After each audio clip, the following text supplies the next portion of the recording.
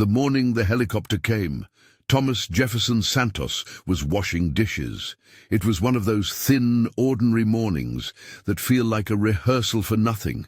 Sunlight skimming the corrugated roofs, a neighbor's radio playing an old soul song 2 houses down. He stood at the sink of his small back porch, sleeves rolled, palms raw from the repeat rhythm of plate, soap, rinse.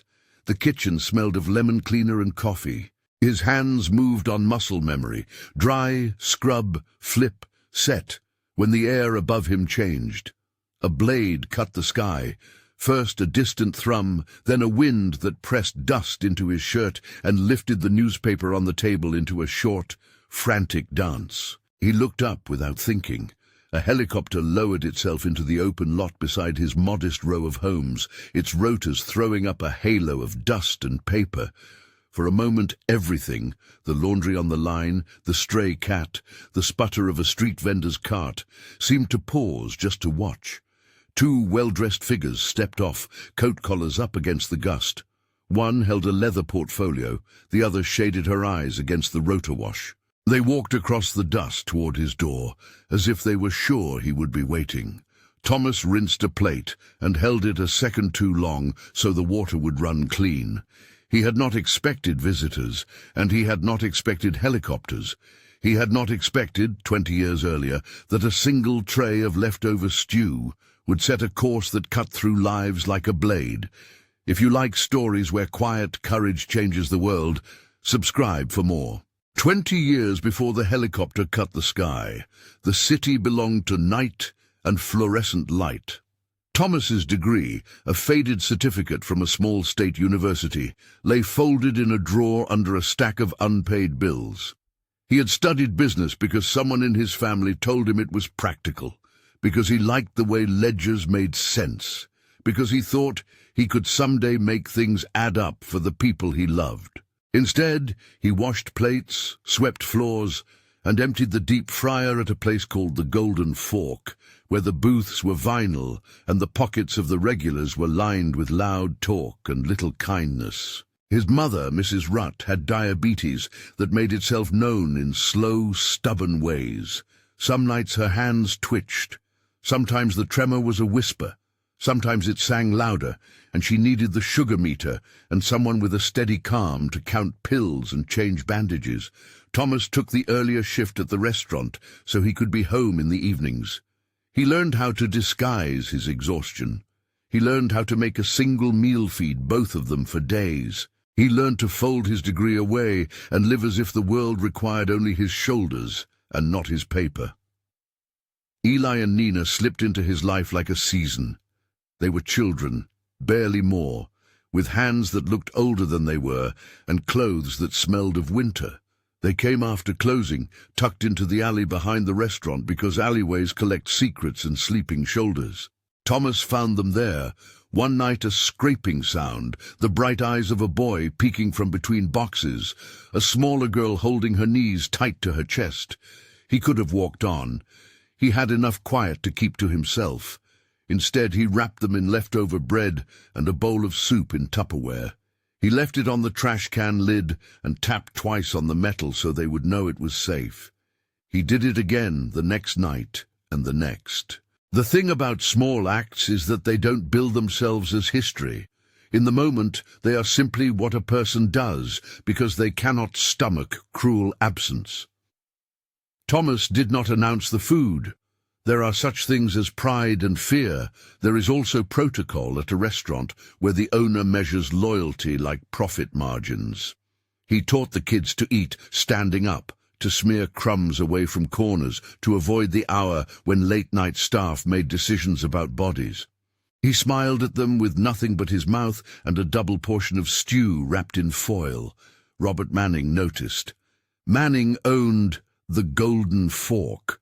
Or more precisely, he owned the brand that drew in men who liked to buy feeling and not responsibility. He liked his waiters polished, his kitchen staff invisible, and his reputation so clean it shone under street lamps. The day Manning found out Thomas had been feeding 2 vagrants after closing, he did not whisper. He called a meeting in the front of the restaurant while the lunch crowd watched, and he used the word security like a hammer. There was laughter, low and rough, like the gutter on the curb. Thomas felt the ribs of the building lean toward him, as if the walls, too, wanted to weigh him down. "You should know your place," Manning said, voice even, which made it worse. "We run a business here, not a charity. You cross a line, you compromise the brand." He fired him in the doorway. The plate he had been stacking clattered to the floor and broke into a white constellation. Manning's anger came with the fuel, the kind of talk that spreads. Rumors began to lace through the neighborhood. Thomas was unreliable. He was trouble. He had tried to steal from the till. A manager in another branch paused when his name came up, then smiled and moved on. The accusation didn't need to be true to do damage. People prefer a story with a shape they understand. The settlement of his life shifted, and not in favor of Thomas. He was blacklisted the way small cities had their rules. The rumor book did the work. Other kitchens would not hire him. On one humid afternoon, 3 different job applications returned the same quiet verdict. Position filled. He knew the process of being passed over had old hands behind it, men in jackets at the Chamber of Commerce, suppliers with ledger books, someone who had been told not to risk their contract by associating with a man Manning had labeled a problem. Then the state came for the children. Social services arrived with a clipboard and steady eyes. There was a legalese rhythm to their speak, concern, suitable arrangement, immediate placement. And there was a weight that could be felt in the kitchen, like the dull thud of a closing door. Eli and Nina were taken to foster care. Thomas watched them go with his hands folded around a coffee cup that had turned warm and slack. The children looked at him like they had been given a final quiz and failed. Nina's small hand slipped out and touched Thomas's palm once, and then it was gone. Mrs. Rutt died within the year. Diabetes felled her in a way that was not sudden but inevitable. One small failure, another quiet surrender. Oxygen levels that dropped like a tide. At her shrunken bedside, she took his hand with a strength that surprised him and said, in a voice that had been hissed soft with pain for months, "You don't let them make you small forever. Build something. Use what you learn." Build something. Mrs. Rutt never said build to mean a structure only in bricks. She meant build a life that did not bend to those who had bent him. She meant use the degree below the unpaid bills. She meant let the kindness be more than a patch on clothes. Grief does not arrive as a single color.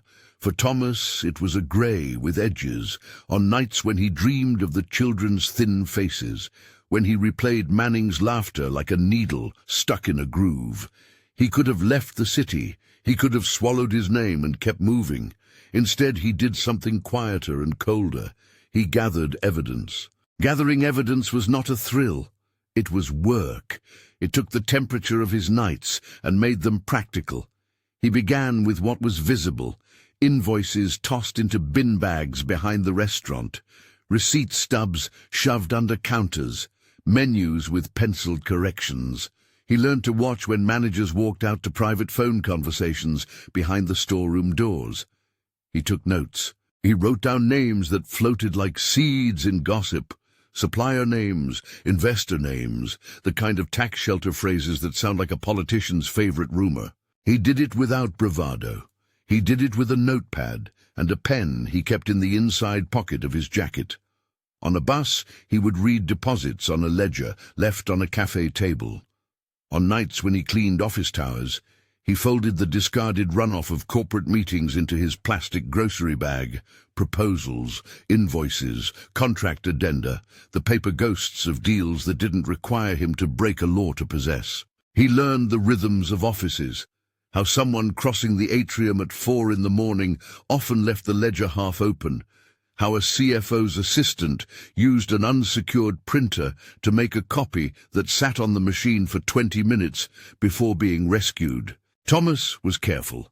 He moved through legal channels as much as he could: public records, business filings, state registration documents, notes from industry seminars. A smart person can read a balance sheet like a map. He found corners where numbers didn't dance the same. He began a file system in a battered accordion folder. He gave each item a date, a name, a reason why it mattered. He numbered pages. He learned to hold his breath when a meeting room door clicked open, and a voice used the kind of phrase that would be meaningful later. He listened for the words that let experts do their work. He learned to wait. It was at his mother's funeral that he met Dr. Marcus Chen. Marcus was a tax attorney, with the slow laugh of someone who had seen too many messy endings and still believed in procedure. He had been a friend of an old neighbor, someone who had worked with Mrs. Rutt years before at a community clinic. He came with a sympathy card and a steady hand on Thomas's shoulder. He did not offer platitudes. He listened. When Thomas said, almost in passing, that the kids had been taken and that it had seemed wrong, Marcus asked if he had any documentation. Thomas laughed, short, incredulous, and admitted he had notebooks that made little sense. "I know what a folder looks like when it's just a man's grief," Marcus said. "But sometimes grief is a ledger someone else forgot to balance." They sat up late that night in a cracked vinyl booth at a diner across from the cemetery. Thomas poured everything into a coffee cup and onto the table. Dates, names, odd payments he'd seen, the way a supplier had over-delivered, the strange loyalty bonuses unnoticed on payroll slips. Marcus listened with the surgeon's habit of looking for seams. He explained without arrogance what could be done and what could not. He taught Thomas about chain of custody, about the limits of hearsay, about the slow patience of subpoenas and the necessary patience of auditors. He told Thomas the things he needed to hear, that truth alone is not enough if it cannot be shown to the authorities in a way they are obliged to act on, that the law is procedural, and that the most violent thing you can do to an unjust system is to feed it with clean, indisputable evidence until it chokes. "I can't promise you a headline," Marcus said, tapping the top of the coffee cup like a metronome, "but I can promise you we'll use the channels that make consequences happen." Thomas's degree began to edge outward from the drawer. He taught himself to read a chart until it stopped looking like a stranger's handwriting, to spot an audit trail like a fisherman spots the flash of a fish in wake. He took jobs that paid little but put him inside their walls: janitorial contracts at management offices, night cleaning at the very restaurants that had turned him away. Doing the work required a kind of invisibility. He learned how to be unnoticed, how to make hands slide over him in the dark without feeling like a failure. His files swelled. He learned to photocopy business licenses during the day when clerks were slow, to request municipal filings the way a patient man would request a seed catalogue.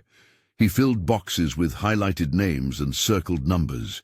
He wrote a timeline on the back of an old calendar: the day Elias and Nina were taken, the day Manning fired him, the months of rumors that followed, the checks that didn't clear. He kept his mother's words pinned to the inside of the folder like a compass needle: build something. There is a length of time in which a person becomes extraordinary at being ordinary. Thomas moved through that time like an artisan. He learned, among other things, how to turn small humiliations into a ledger of truth. He saved pay stubs that had wronged him. He saved the little memos that showed a pattern of firings. He recorded in his notes conversations that were public and thus lawful to reproduce when the time came. He never once crossed the line into taking what was not his. When he felt the temptation, an envelope left on a desk, a password hinted at by a careless employee, he would close his hands and leave. Slowly, the dirt under his nails became evidence in a clean folder. Word travels through paper, and paper is patient. Thomas learned to lean into that patience. He met other people who were invisible in ways that were useful. A waitress who kept her own copy of a cancelled contract she had found on a copy room floor. A supplier who, sick of being undercut, gave him an old ledger. A disgruntled ex-manager who sent him a picture of a ledger with one line circled. A payment that made no sense. Each contribution was an arrow. Each matched with another, and the arrows began to form a pattern on his wall. He didn't tell many people what he was doing. The city loves a rumor and hates a conspiracy. If one person in the wrong place thought he was trying to be vengeful, the work could be lost, corrupted into spectacle. Instead, Thomas learned to speak in documents and dates. He learned to let the math do the talking. If there was to be a reckoning, it would be one that left a paper trail that could not be washed away. There were nights when he leaned his head against the cool metal of the folder and wanted to quit. The work was slow. Manning was stable as an institution with friends who liked the institutions to remain unchanged. There were moments when the only thing that reminded him he was not just a man turned ledger was the thought of Nina's small fingers. He kept their picture in the folder. An old Polaroid a caseworker had taken at the shelter, the two of them with two serious faces at the edge of childhood. He would look at that photo and think of his mother's voice. Build something. The first concrete crack came not as a headline, but as a letter stamped with a state seal. Marcus had advised him to be methodical. Marcus had also told him to be patient with the law, because the law would bite if fed the right meat. The letter was from a compliance officer, acknowledging receipt of a formal complaint initiated by an anonymous whistleblower and asking for documentation. It was procedural, cool, and without flourish. It was the kind of bureaucratic response that meant a file existed now where none had existed before. Thomas felt his chest open like a window. The correspondence opened channels. It meant that people in suits who had to respond to a letter from a state office would start to take the ledger seriously. It meant that auditors might be asked to look. It meant, in cold arithmetic, that those who had made their careers off turning blind eyes might now have to account for numbers they'd thought no one would check. It did not guarantee ruin. It did not guarantee headlines. It did not guarantee safety, but it did guarantee a path forward. They began to move, not with fanfare, but in the ways institutions move. Alert memos, a quiet hearing, a request for additional documentation. Thomas drove across the city to photocopy a ledger that had been left in a manager's car. He filed affidavits from kitchen staff who had been told to misfile things. He catalogued payments that tracked wrong to right in a way that made no sense unless someone had been lying. He learned to write a letter that could be read by an inspector and then by a critic. At first the response was bureaucratic, requests for clarification, forms stamped and filed, meetings that started in the small rooms of municipal offices and then stretched outward. But bureaucracy has a velocity of its own. Once set in motion, it can be relentless. An inspector asked for a sample of menu pricing. An accountant requested payroll records. A supplier was contacted about discrepancies. The first piece of the machine that sits above businesses and watches for anomalies had been nudged. It was not vengeance. It was not spectacle. It was a set of levers that required care and patience. Thomas continued to work nights, to clean, to stack plates. He could not allow his life to be consumed by the work. He had learned the hard way that singular obsession sometimes eats the thing it intends to protect. He walked the city with a folder under his arm that smelled faintly of lemon and dust and the coffee he favored. The movement of the folder in his hands was like a promise. Years passed. Not years of idle waiting, but years of small, stubborn labor. Manning remained at his table, still polishing his brand. There were the occasional fires, the occasional scandal that flared and was put out. But the ledger he had once used to deride Thomas began to show hairline fractures. A supplier withdrew quietly from a contract. An investor asked for an audit and, because investors sleep with an eye open, began to ask more questions. It was the kind of slow erosion that comes from pressure in unexpected seams. Thomas built a modest consulting practice on the side, the sort of thing a man with a degree and a ledger attempt might start after years on a night shift. He called it something practical. It was the kind of firm that mid-sized businesses hire when they suspect their books need a second look. He did small audits, counseling on internal controls, lectures to community groups on how to read a paycheck. People began to see him as something other than the waiter who had once been fired for kindness. He was not famous. He did not want to be. He wanted correct accounting. There were nights, though, when the ledger sat like a sleeping animal in his kitchen, and he would open it and make a mark and close it again. He retained the quiet dignity that had carried him through the first loss. He would go to church sometimes, not out of ritual, but because the congregation offered a bench that let you catch your breath and count your days without metrics. He taught a night class on bookkeeping at the community college, earning a small stipend and watching young people learn that numbers that had previously been a barrier could be a tool. Outside, the city continued on its clumsy axis. People were born. People died, businesses opened and shuttered.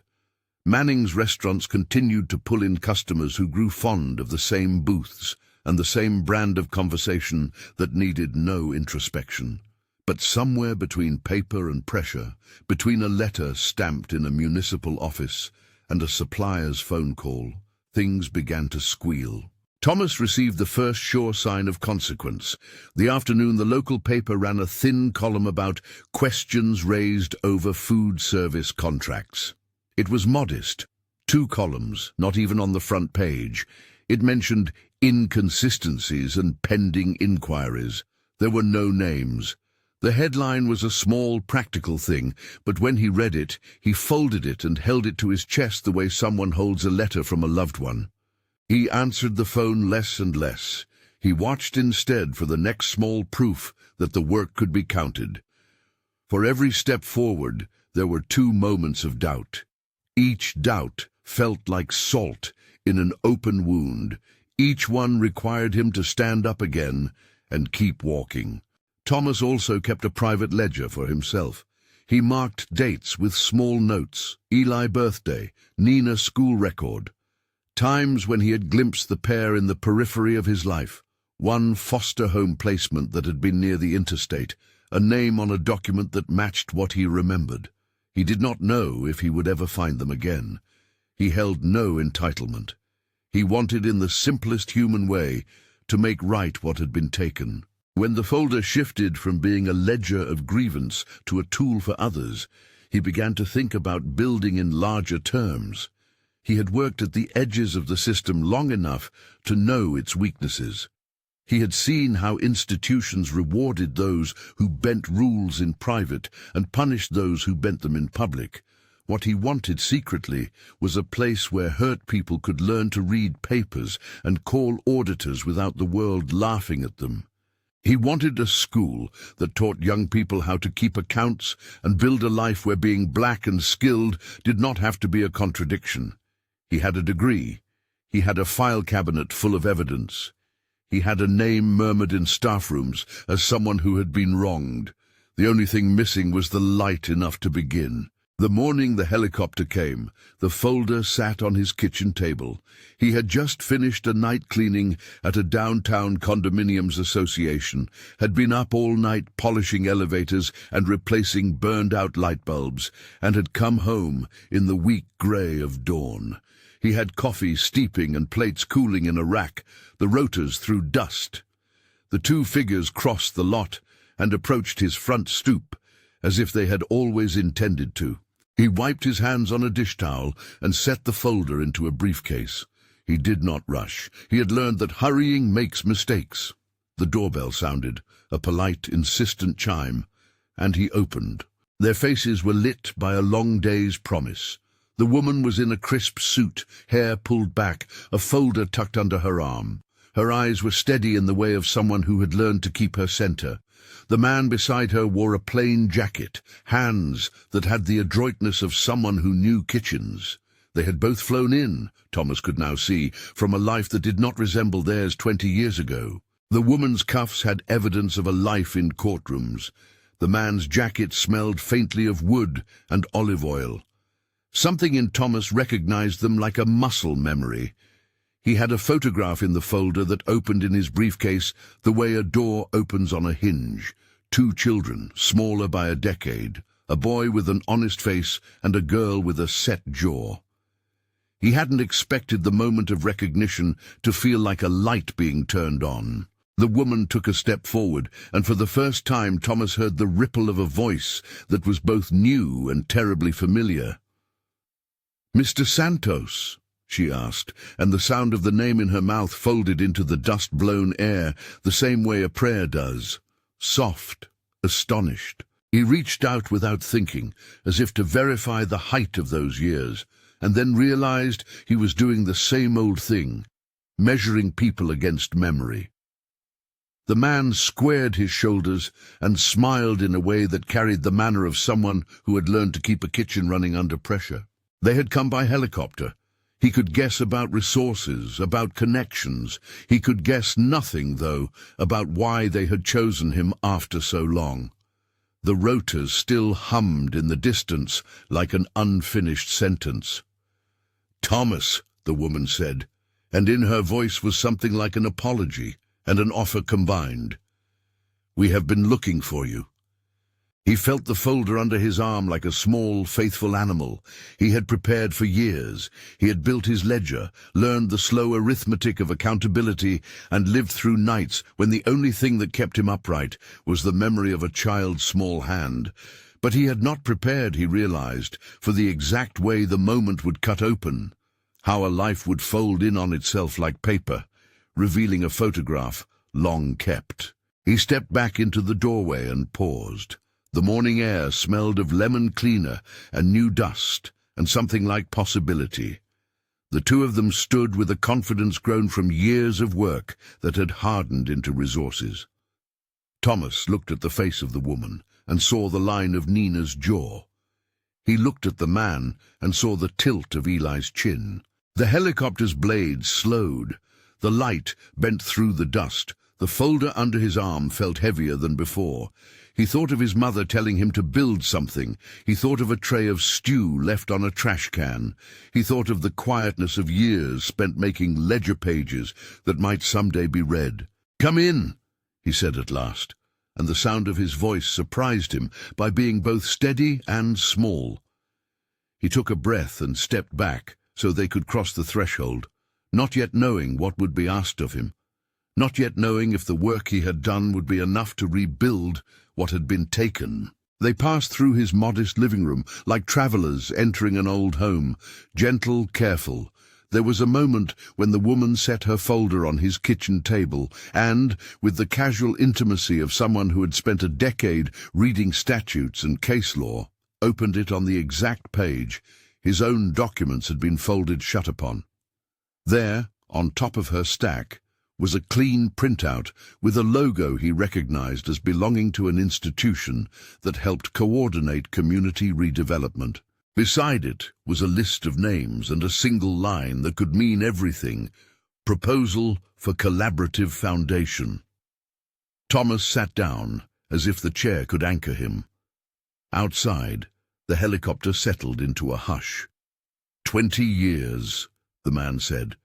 And in the way his voice hit that line, Thomas understood they both felt the weight of its passing, how time could be both a distance and an argument.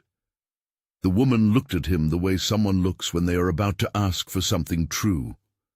There was so much to say, and so much that could not be said in one breath. The folder on the table, the one he had kept like a secret, lay open between them like a map. The helicopter's silhouette etched itself on the sky beyond the window, a strange, improbable emblem of return. Thomas drew his hands together and felt the line between patience and action sharpen like a blade. He had spent years making sure the law could do what the world refused to do on impulse. Now, with Eli and Nina, if indeed they were who he thought they were, standing in his kitchen. He had to decide how to step into the shape that promise had become. He thought of his mother's dying insistence, build something. The urge in his chest that had been a slow, persistent ache was now a current with direction. The woman looked at him and said, without melodrama, "We didn't come to repay you. We came because of what you started. We didn't come to repay you. We came because of what you started."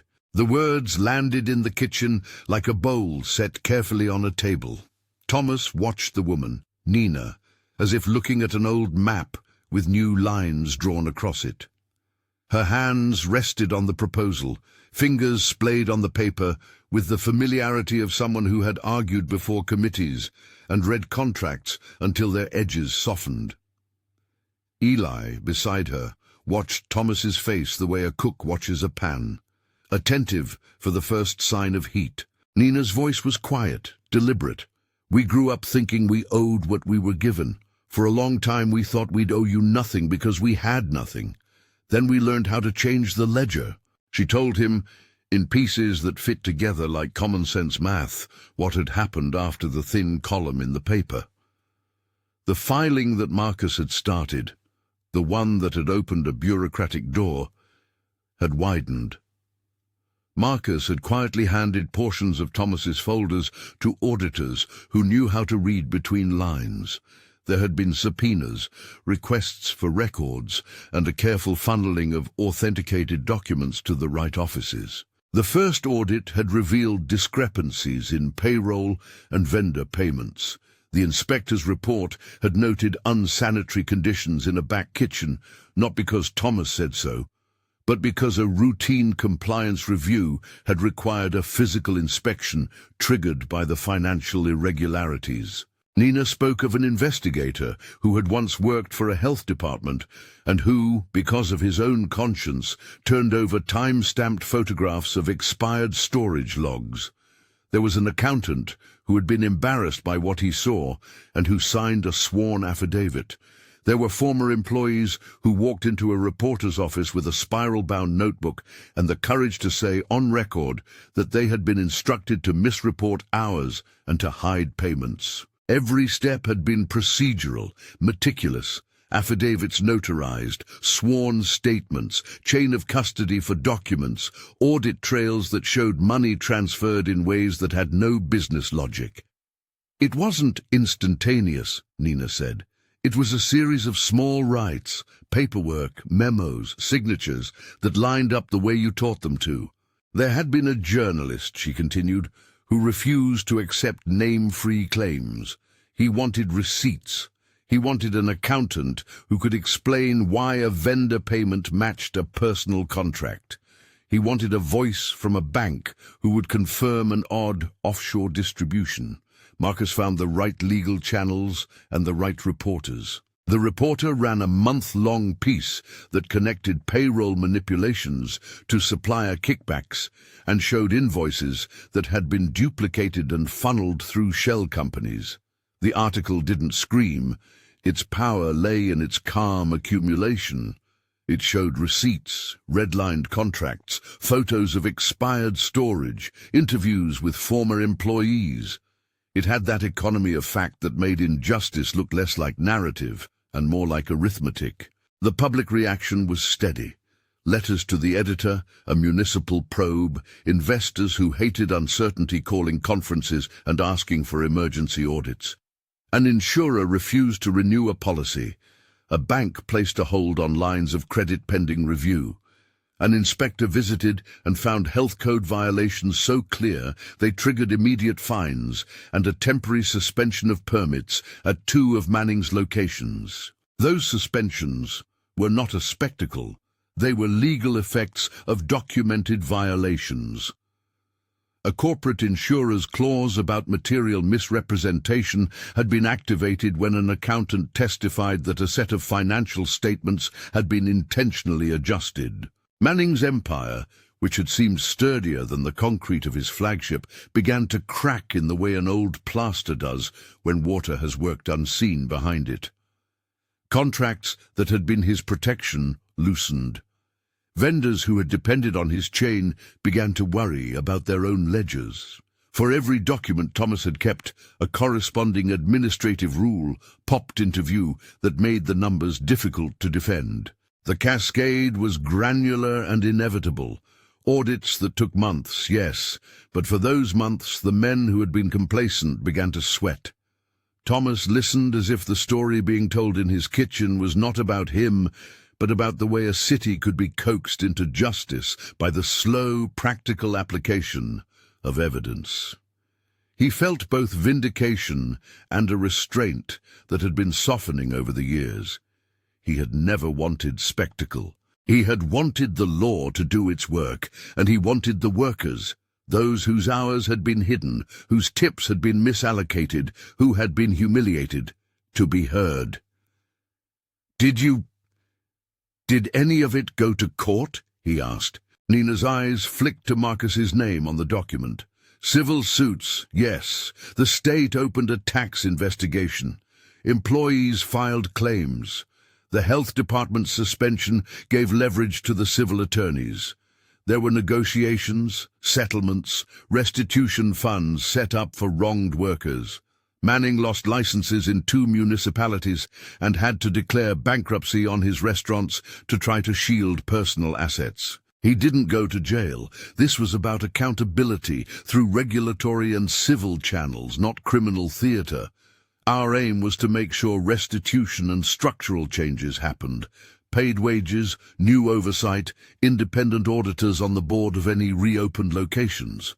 Eli added, we made sure that when his doors closed, the workers could get access to claims and that the supply chain contracts had new oversight. We didn't want to replace one boss with another. We wanted systems. Thomas closed his eyes for a moment. The old ache of humiliation and loss wound through him, but it was now braided with a different feeling, a measured satisfaction.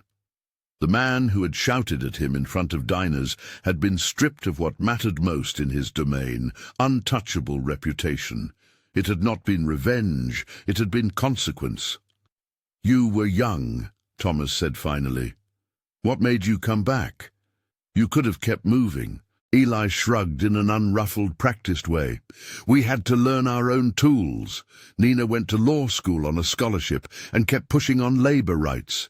I worked in kitchens, then opened a small place that people liked because we paid fair wages. We built in ways we knew how. The project we're proposing is about teaching the same things. How to read a balance sheet, how to record hours, how to build restaurants that don't take advantage, and how investors can support that at scale. They produced a plan that felt, in the way Thomas read it, like a map for multiplying his mother's instruction. The foundation they wanted to build would have 3 pillars. 1, a vocational program that trained young people in hospitality skills paired with financial literacy and legal basics, how to understand checks, how to spot misreporting. 2, an auditing fellowship that placed trained auditors in small and mid-sized restaurants to provide voluntary oversight and mentorship, funded by impact investors and philanthropic grants. 3, advocacy and legal support. An on-call legal team that could help workers file claims, negotiate settlements, and press for regulatory action when patterns of abuse were discovered. There will be seed funding, Nina said. Eli has investors who care about ethical supply chains. I have practicum partners at the firm where I work. Marcus has agreed to help as counsel. We want you to be the executive director, not because we think we're rescuing you, but because you taught us what mattered. You made the ledger, we made the rest. Thomas felt the room tilt in the gentle, improbable way life sometimes tilts when a small act receives its full-grown consequence. He thought of the days he'd spent folding receipts into file folders until his fingers memorized the paper's edge. He thought of his mother's hands and the soft insistence that had directed his adult life. He thought of the children he had fed who had become people with their own resourcefulness. He thought of the legal work, the late-night audits, the small stumbles that had led to something larger. He opened the folder on his kitchen table and, without pretense, placed on top of his own documents a single Polaroid. Eli and Nina at 7, stubborn faces softening into something like safety. He slid it to Nina with an almost ceremonial calm. "You want me to run this?" He wasn't asking for title or money. He wanted to understand the shape of responsibility. Nina nodded. "We want you to decide how we spend money. We want you to help design the training. We don't want a celebrity director. We want someone who knows the ledger, knows the people, and knows what it takes to be invisible until it's time to be seen." Marcus's role was quiet and crucial. He had kept his involvement measured in the years between the complaint letter and the wider exposure, advising Thomas on chain of custody, connecting him with auditors who had reputations for independence, and fielding the inevitable calls from investigators. He sat across the table now, hands folded, an expression that had the gravity of someone who had seen how legal process could rebalance power if fed with exactness. "There are models," he said, "and there are anti-models. We have to be vigilant not to replicate the structures that hurt people. We build transparency into governance, and we insist that the audit fellowships are independent." The next months were a flurry of activity that did not feel like spectacle, but like disciplined construction. They rented an office in a neighborhood that had once seemed indifferent to their work, and painted it the color of possibility. They recruited staff from community colleges and legal clinics. They found a board that included union representatives, restaurateurs who had refused to cut corners, and a retired inspector who insisted on a code of ethics that read like a promise. Eli's restaurant became a laboratory for the Foundation's model. Apprentices trained in the kitchen learned plating and browning, and just as importantly, how to log hours, how to use payroll software, and how to demand receipts. Nina ran workshops on workers' rights and on how to document grievances. Marcus wrote templates for standard operating procedures and contracts that made kickbacks harder to hide. Thomas supervised a program where new auditors, often young black men and women who had been overlooked by the industry, were taught how to enter a workplace not as spies, but as partners with a clear mandate to ensure fairness. They set up a grievance hotline that was encrypted and run by legal advocates. They partnered with a local credit union to open matched savings accounts for apprentices. They created a small grant pool to help restaurants upgrade refrigerators and storage, so there would be no excuse for violations that could be corrected with funds rather than fines. The model was designed not only to sanction abuse, but to provide a clear path to repair. All of this would have remained local, if not for a strategic decision that Thomas made, one that spoke to the difference between taking down a bad actor and building immunity into an industry. Instead of simply collecting evidence and sending it to regulators, the Foundation published an annual Kitchen Accountability Index, a clear public metric that rated participating restaurants on wage fairness, food safety, transparency, and supply chain ethics. The index was built on verified audits and worker surveys. Restaurants that voluntarily submitted to the audit received a seal of approval and access to impact financing. Those that refused or failed to meet thresholds were listed with actionable steps for improvement and offered technical support. The index changed incentives. Investors began to favor restaurants carrying the seal. Consumers who did not want to support abusive workplaces responded to clear information. The market shifted in small, practical ways. A restaurant's credit terms, its insurance premiums, its advertising partnerships could improve if it embraced transparency. Manning, whose brand had once seemed invincible, was a cautionary tale in the background of these efforts. Thomas received an invitation, an ordinary call from a solicitor, for a mediated meeting where Manning's lawyers proposed a settlement with a non-disclosure clause. His instinct, a decade earlier, might have been to accept a quick closure. Marcus advised otherwise. Non-disclosure would only hide patterns, Marcus said. We need the pattern visible. Thomas agreed. The settlement negotiations were public enough to require restitution and the implementation of reforms at any entity that picked up Manning's former assets. For Thomas, the principle was simple: accountability should not be privatized. There were personal moments of reckoning. People who had once been his colleagues in other kitchens approached him at conferences, their eyes soft with apology. Some wanted to work for the foundation, others wanted to offer proof. He accepted the proof and sometimes the apologies with a careful, measured kindness. He refused the temptation to revel in humiliation, mindful that the project was about rebuilding systems rather than celebrating downfall. The foundation's early wins were small but resonant. In its first 2 years, it trained 400 apprentices, audited 80 restaurants, and recovered unpaid wages for dozens of workers. It placed auditors in 12 restaurants under voluntary agreements and helped 3 small businesses upgrade their refrigeration units so spoilage would no longer be an excuse for code violations. The seal began to carry weight among local investors.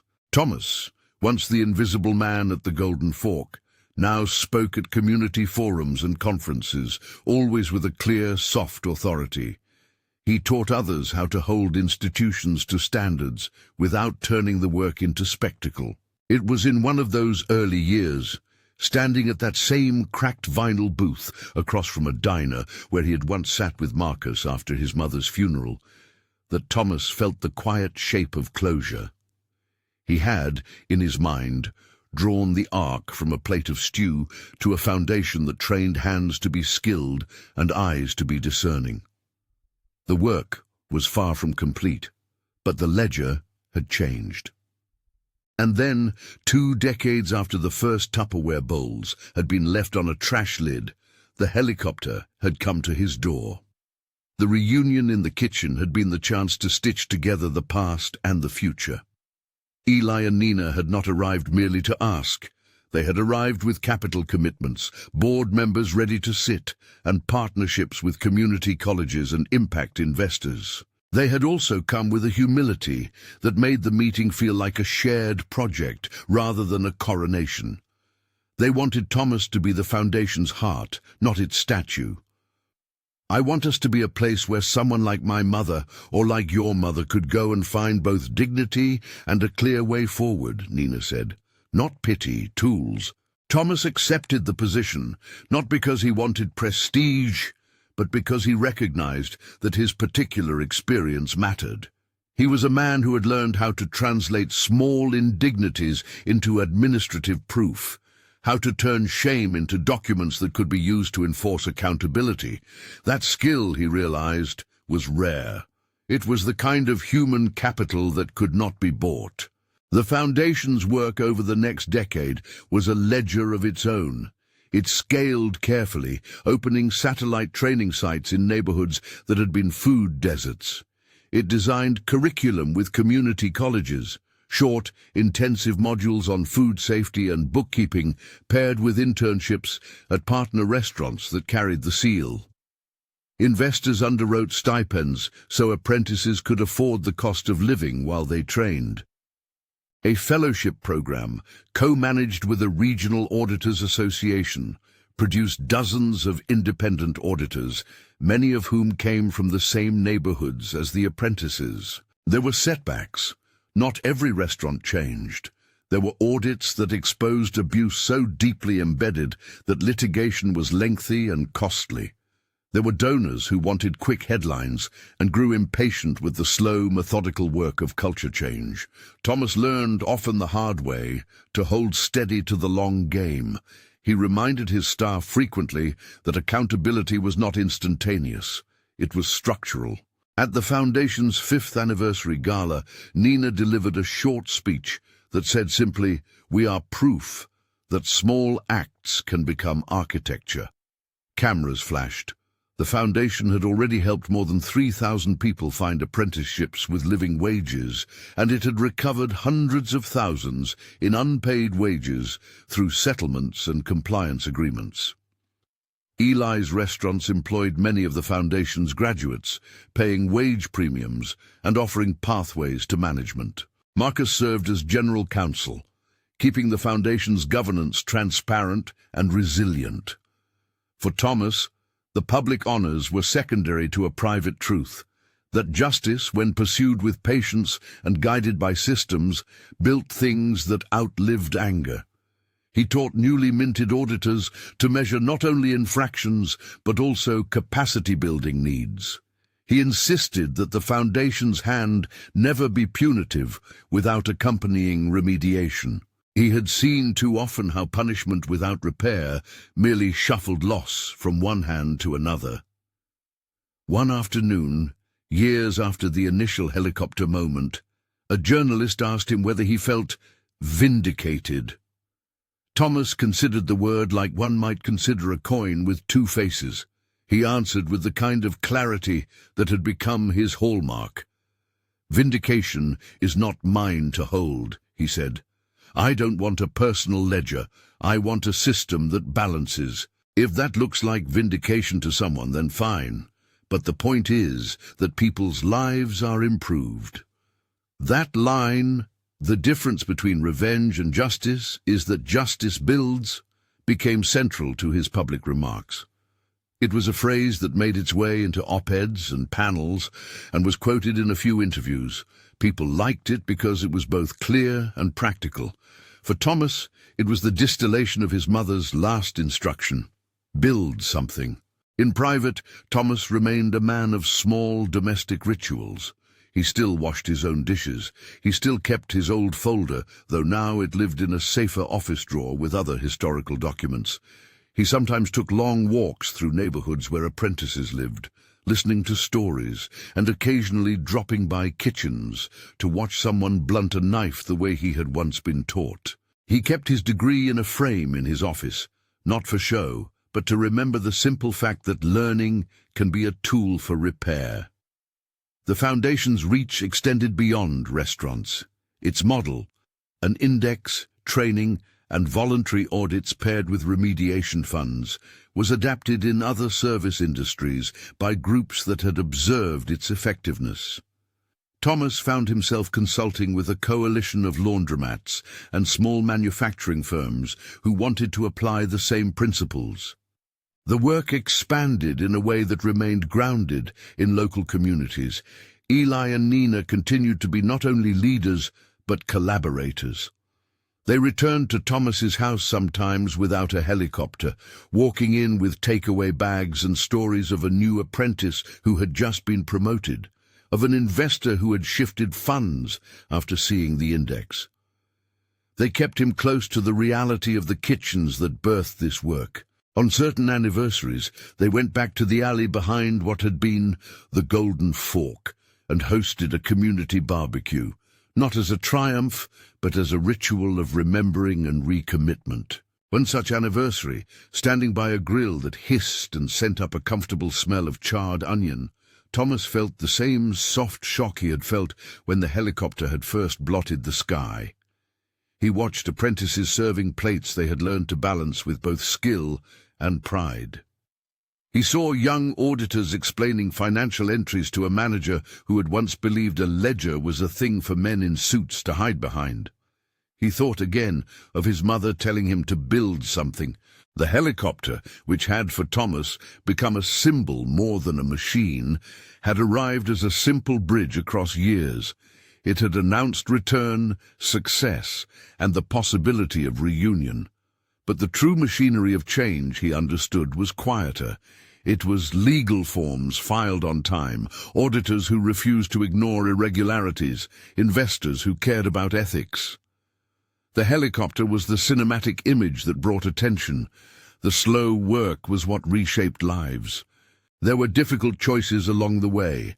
The foundation had to decide whether to take on a large donor whose funds were conditional on softening public reporting. Thomas refused. "Transparency is not negotiable," he told the board. When donors asked for quick wins, the foundation offered honest timelines instead. Some donors left, others stayed. The institution matured through making the right choices, not the easy ones. Years later, when a young apprentice asked Thomas how he knew to begin keeping the folders and building an evidence trail, he smiled with the kind of simplicity that had once been mistaken for timidity. "I didn't know," he said. "I just knew the only thing they couldn't take from me was a record. Words vanish. Paper endures if you handle it right. And people who think they can hide behind reputation often can't when the paper is thorough." The foundation's name, the Rutt Fellowship in homage to his mother, carried weight because it encapsulated the simple instruction to build. It maintained a small memorial fund for older workers who needed medical aid. It hosted summer programs that taught high schoolers both culinary arts and civic literacy, how to read contracts, how to spot improper bookkeeping, and how to demand a fair shake. The founding story was told in classrooms without the need for self-aggrandizement. Small acts of kindness could seed structural change if tended with patience. On the morning the helicopter first landed at his door, Thomas had been washing dishes. On the morning the foundation signed a partnership with a national culinary association, he was at a podium speaking about dignity in work. He spoke not about his humiliation, but about the system that allowed people to hide harm. He spoke about the power of patient paperwork and the insistence that public mechanisms could be leveraged for repair. The story closed in his mind on a simple image. He returned sometimes to the backyard sink where the rotors had stirred dust off a dawn years ago. He stood there in quiet, felt the cool of water on his wrists, and listened. Children played nearby, some apprentices' children, chasing a stray dog, the sound of a kitchen in motion, order and care, carried up from a site where young cooks were learning their craft under fair conditions. It was not flashy. It was just life. At the Foundation's 10th anniversary, reporters asked for his reflection. What would he tell people who had been wronged and were tempted by the fast satisfaction of revenge? Thomas chose his words as he had come to choose the contents of a ledger, measured, exact, and generous of heart. "Revenge is a moment," he said. "Justice builds a future. If you turn your hurt into something that teaches, protects, and repairs, you change the next person's life. You make a place where dignity is not a favor, but a requirement. That is how we outlast injury." Eli and Nina stood beside him that evening. No helicopter needed, just the warmth of friends and collaborators. The Foundation had trained thousands, recovered wages, and created a network in which ethical kitchens could thrive. It had not ended all abuse. No single institution could, but it had created new expectation lines and a marketplace that rewarded transparency. When people ask for the most cinematic moment in the story, they point to the helicopter as the image that answers the question in the title. It is a good image, improbable, striking, a way to show how those who were once small now arrive with means. But for Thomas, the real image is quieter. A child with clean hands holding a paycheck that lists hours and wages correctly. An apprentice who can argue a wage dispute without fear. A manager who learns the value of fair contracts and who, when pressured, chooses repair over concealment. Those are the things that make a helicopter meaningful. The morning blades had stilled, and the two people who had once been children sat at his table offering a plan. He had accepted, and together they had spent years building an institution that turned a single act of kindness into durable architecture. The helicopter remained a symbol of the reunion, but the work that followed turned that symbol into a scaffold for others. Outside his window, the city hummed on, Sunday's markets, buses, a late kitchen closing. Inside, Thomas folded a napkin with the same calmness he had once brought to plates and receipts. He kept the Polaroid in his wallet, not to remind himself of a debt repaid, but to remember what one bowl of stew had led to, a life of patient work that multiplied into community. If this story has moved you, Tell us in the comments, if you could turn one wound into one lasting thing for others, what would you build? Share this story with someone who believes in patient justice, and subscribe for more stories about quiet courage that changes systems.